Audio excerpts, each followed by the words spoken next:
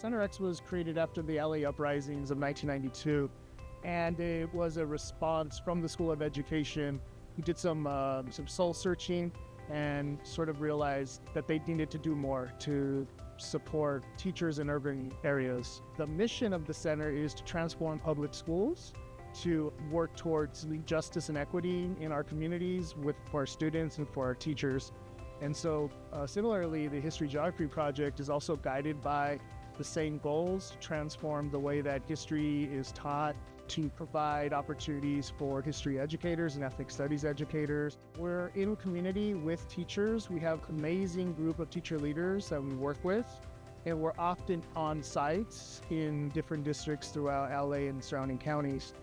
And by being in community with these teachers and being at these sites, we get a firsthand experience of what is happening in our classrooms and in our communities. And that allows us to be responsive and provide professional learning opportunities that sort of meet the moment. Currently, there are hundreds of bills that have been passed or that are being passed at the state level that outlaw the teaching of LGBTQ plus history. I've been working with the UCLA History Geography Project, and it's been really incredible to work with teachers throughout the region. And we always talk to teachers about the FAIR Act and the importance of teaching LGBTQ history. And what we find is that a lot of teachers agree with us, but they're having trouble actually doing it, actually implementing it.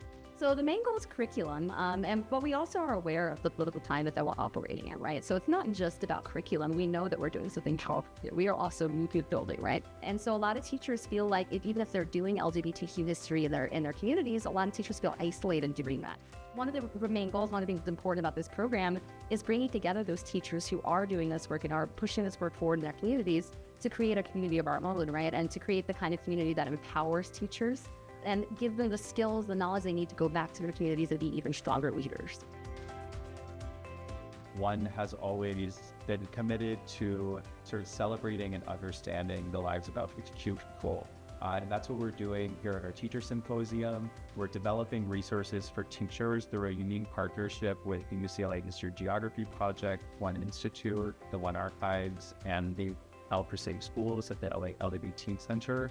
And our goal is really to make sure that teachers have the tools and the knowledge that they need to be able to implement the Fair Education Act in California.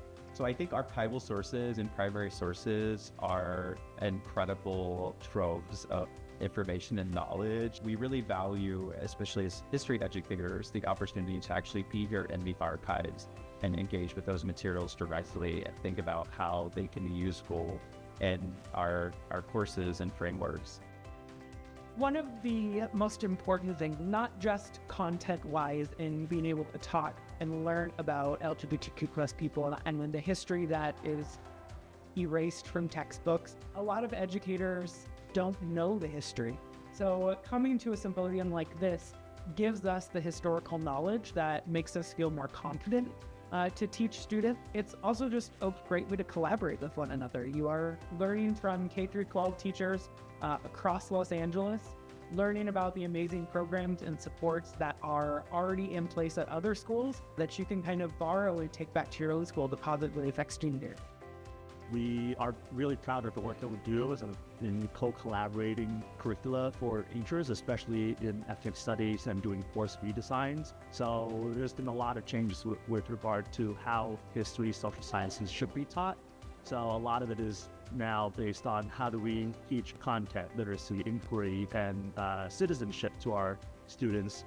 We also have a whole focus on inquiry. Like how do we get teachers to ask engaging questions for students so that they're going to really do the historical thinking and the heavy lifting of what historians do.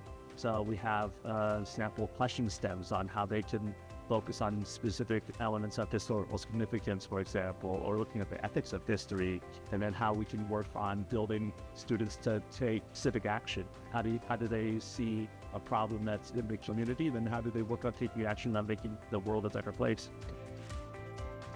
One of the things that we've worked really hard to do is how do we coach teachers to be intentional and mindful about what they bring into their classrooms and what that looks like, how that connects to the playground, and how that connects to community.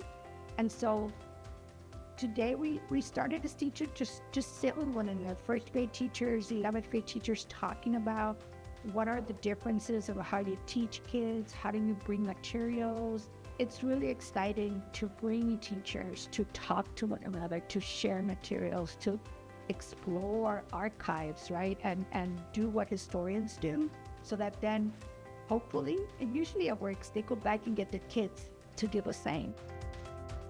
In this time of political censorship, we need to protect what we have as much as possible, and we need to be bringing in as many educators to know that it exists here and to take it from the university and the one archives like into the real world. And so that's why I really love what like the History Geography Project does, is like the whole purpose is taking kind of dismantling the ivory tower part of it and saying like, okay, we're this academic institution, we have all of these resources, like let's bridge the gap between the university and like the surrounding communities.